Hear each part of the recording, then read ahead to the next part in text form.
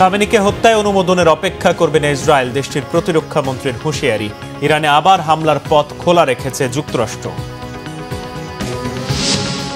চীন পাকিস্তানের সঙ্গে ত্রিপক্ষীয় বৈঠক হয়েছে, জানালেন পররাষ্ট্র উপদেষ্টা। ইরান থেকে সড়ক পথে পাকিস্তানে পৌঁছেছে 28 বাংলাদেশি। দেখছিলেন ক্রাউন সিমেন্ট সংবাদ শিরোনাম। ইরানের সর্বোচ্চ নেতা আলী খামেনিকে হত্যার পরিকল্পনা ছিল বলে হুমকি দিয়েছেন ইসরায়েলের প্রতিরক্ষা মন্ত্রী ইসরায়েল কাটজ। দাবি করেছেন ইরানে আবার হামলায় অনুমোদন দিয়ে রেখেছে যুক্তরাষ্ট্র। ইসরায়েলের চ্যানেল 13-এ দেয়া সাক্ষাৎকারে কাটজ জানিয়েছেন, প্রয়োজনে মাটির নিচের বাংকারে অভিযান চালিয়ে আলী খামেনিকে হত্যার প্রস্তুতি ছিল। এতে যুক্তরাষ্ট্রের চরম আপত্তি ছিল। ওয়াশিংটন পোস্টের এমন প্রতিবেদন নাকচ করেছেন কাটজ। বলেছেন, খামেনিকে হত্যায় কারো অনুমোদনের অপেক্ষা করবেন ইসরায়েল। তার দাবি, জীবনের হুমকি থাকায় ভয় পেয়ে খামেনি মাটির অনেক নিচে আশ্রয় নিয়েছিলেন। কাটজ হুঁশিয়ার করে বলেছেন, ইরান পরমাণু কর্মসূচি থেকে সরে না আসলে ইসরায়েল আবার হামলা শুরু করবে। এতে সবুজ সংকেত দিয়ে রেখেছে যুক্তরাষ্ট্র। এদিকে আগামী সপ্তাহে যুক্তরাষ্ট্রের সাথে পরমাণু বৈঠকে বসার তথ্য নাকচ করেছেন ইরানের পররাষ্ট্রমন্ত্রী আব্বাস আরাকচি। তার দাবি, ইরানের ক্ষয়ক্ষতির তথ্য অতিরঞ্জিত করে উপস্থাপনার অপচেষ্টায় নেমেছে যুক্তরাষ্ট্র। গত বুধবার নেটো শীর্ষ সম্মেলন শেষে মার্কিন প্রেসিডেন্ট ডোনাল্ড ট্রাম্প বলেছিলেন, আগামী সপ্তাহে ইরানের সাথে পরমাণু সমঝোতা বৈঠক হবে। আর এই বৈঠক থেকে শান্তি চুক্তির আগাম আশাবাদও জানিয়েছেন ট্রাম্পের মধ্যপ্রাচ্য বিষয়ক উপদেষ্টা স্টিভ উইটকফ।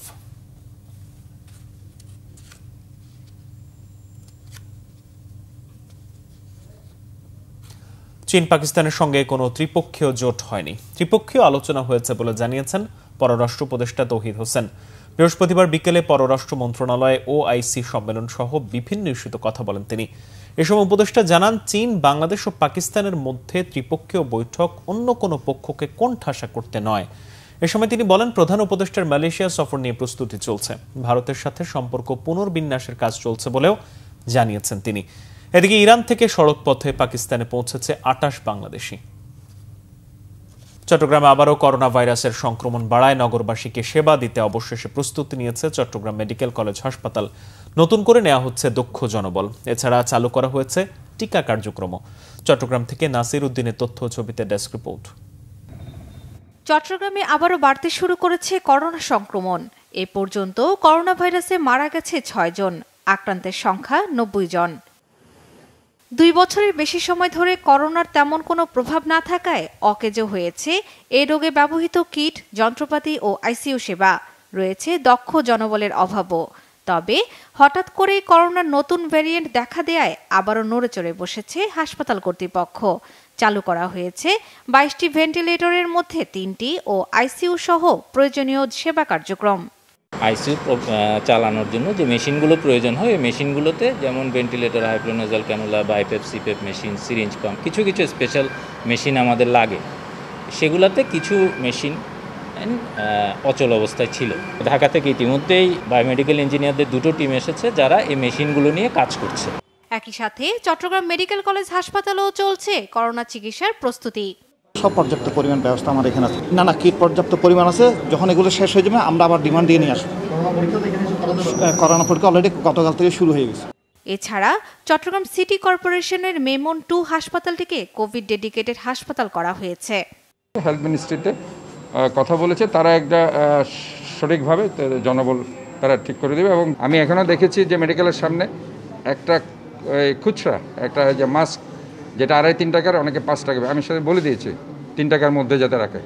3 টাকার বেশি হলে তাদের বিরুদ্ধে শাস্তিমূলক ব্যবস্থা নেয়। আমাদের ম্যাজিস্ট্রেটগুলোকে আমরা আজকে মনিটরিং করে ম্যাজিস্ট্রেটসের পাওয়ার আমরা দিয়ে তাদেরকে ডিসি এবং আমাদের যারা আছে সিটি কর্পোরেশন তারা কাজ করবে। আর আমাদের সিটি কর্পোরেশনের 20 বেডের একটা আইসোলেশন সেন্টার আমরা রেডি করেছি, সেটাও ইনশাল্লাহ আছে। ইনশাল্লাহ করোনা বাড়ায় চট্টগ্রামে আবারও শুরু হয়েছে টিকা কার্যক্রম। ফাইজার প্রায় 80,000 টিকা মজুদ রয়েছে বলে জানিয়েছে স্বাস্থ্য বিভাগ। Bangla vision news desk. পাহাড় আর সাগর বেষ্টিত ফ্রান্সের পর্যটন নগর নিস। আরামদায়ক জলবায়ুর জন্য ইউরোপের পর্যটকদের কাছে এটি সবচেয়ে প্রিয় শহর। সবচেয়ে বেশি পর্যটকের আগমনও ঘটে এই শহরে। এছাড়া ফ্রান্সের ধনী ব্যক্তিদের পাশাপাশি পৃথিবীর বিখ্যাত ও নামি দামি ব্যক্তিরাও বসবাস করেন এই নগরীতে। ফ্রান্সের নিজ শহর ঘুরে এসে আরো জানাচ্ছেন ওবায়দুল্লাহ মামুন, ছবি তুলেছেন সৈয়দ আমানুল্লাহ ওয়ালস। ভূমধ্যসাগরের কোল ঘেঁষে পাহাড়ের পাদদেশে গড়ে উঠেছে ফ্রান্সের সবচেয়ে সুন্দর ও আরামদায়ক জলবায়ুর জন্য বিখ্যাত পর্যটন নগরী নিস।